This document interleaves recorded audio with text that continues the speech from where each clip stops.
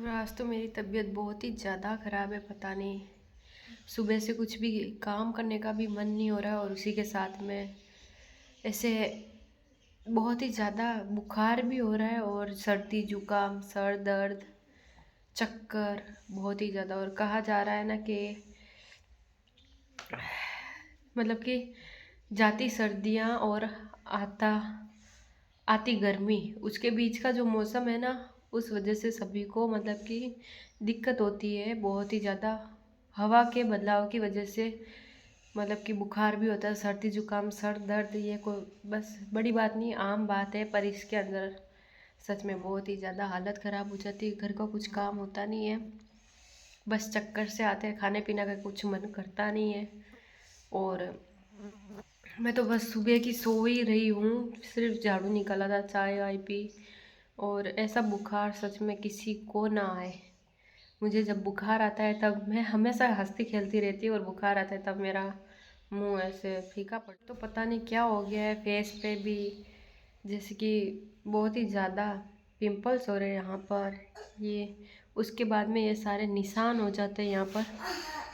क्योंकि पहले कभी भी मेरे चेहरे पे पिंपल हुए ही नहीं थे और अब की बार जो ये पिंपल हो रहे हैं उसकी वजह तो मुझे नहीं पता, पर बहुत ही ज़्यादा फैल रहे हैं। यहाँ से ये ठीक हो गया था, यहाँ पर 2 से 3 और है, यहाँ पर ये, यहाँ पर ऊपर, फिर इस तरफ बहुत सारे पिंपल हो रहे हैं एक साथ में। और कुछ नहीं, आप भी अपनी फैमिली का ख्याल रखें और अपना भी ख्याल रखें।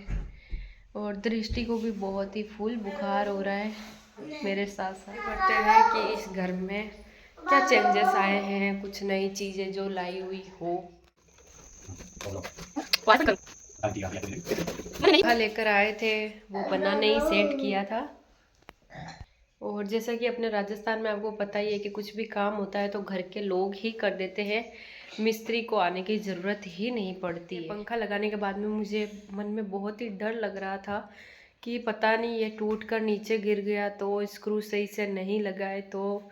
पूरी रात मुझे यही वहम रहा कि कहीं पंखा नीचे गिर जाएगा, क्योंकि हमारे पालनपुर में छोटे से छोटा काम होता है तो घर पे मिस्त्री बुलाते हैं, ताकि मन में विश्वास रहता है कि इनका रेगुलर काम है, सही किया होगा।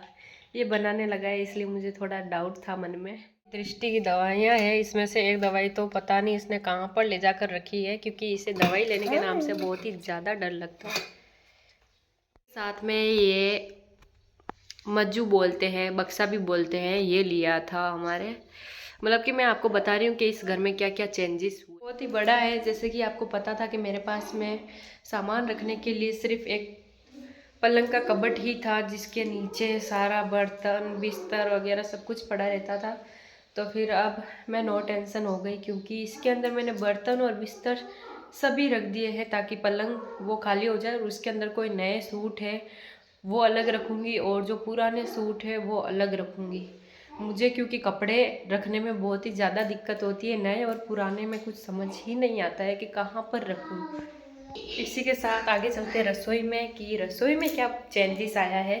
तो रसोई में ये बन्ना से मैंने मंगवाया था बर्तन रखने के लिए स्टील का, जिसके अंदर थाली प्लेटें कप चम्मच वगैरह, ऊपर तपेले, फिर डब्बे रखने के लिए जगह है। साथ आगे बात करते हैं कि आपको जैसे कि पता ही है कि लाइट वाला जो चूल्हा था उस पर मुझे बहुत ही ज़्यादा डर लगता था, क्योंकि लाइट फिटिंग की हुई नहीं है घर के अंदर, इसीलिए तार जल जाते थे कई बार उसके, मतलब कि जो बोर्ड था उसका, क्योंकि वो इतना मतलब कि सहन नहीं कर सकता था, मीटर लगाया हुआ है नहीं, इसलिए तार बीच में से कट जाते या फिर जल जाते थे।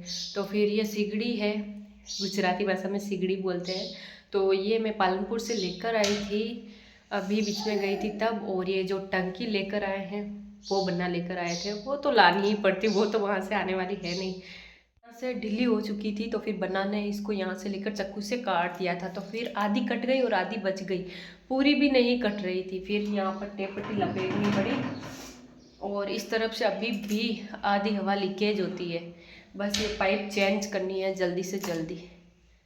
बाकी अब चूल्हे पे मैं थोड़ा बहुत कम काम करती हूँ, चूल्हे पे सिर्फ रोटी और सब्जी चाय दूध वगैरह गर्म करना हो तो ये काम का है। वैसे खुश रहो कि भगवान ने जो आपको दिया है खुशी खुशी उसे एक्सेप्ट कर लो। और कभी ज़्यादा के चक्कर में मत रहो कि हमें भगवान ने ये नहीं दिया, उसके पास तो इतना सब। सब्र रखो, सब्र से मतलब कि सब्र का फल मीठा होता है, उसी तरह धीरे धीरे इंतज़ार करो। भगवान किसी को भी निराश नहीं करता है, धीरे धीरे सब कुछ हो जाता है, बस टाइम लगता है। जो है जैसा है आप करोगे ना कि हाय मेरे पास में धन नहीं है, या हाय मेरे पास में ये नहीं है, उसी टेंशन में आप किसी दिन ऊपर पहुंच जाओगे और हासिल कुछ भी नहीं होने वाला।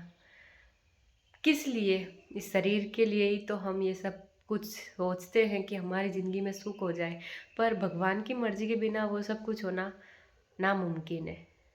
जब हम यहाँ से अलग हुए थे फिर ये सिगड़ी गैस चूल्हा मतलब कि माटी वाले चूल्हे पर ही बनाना पड़ता था।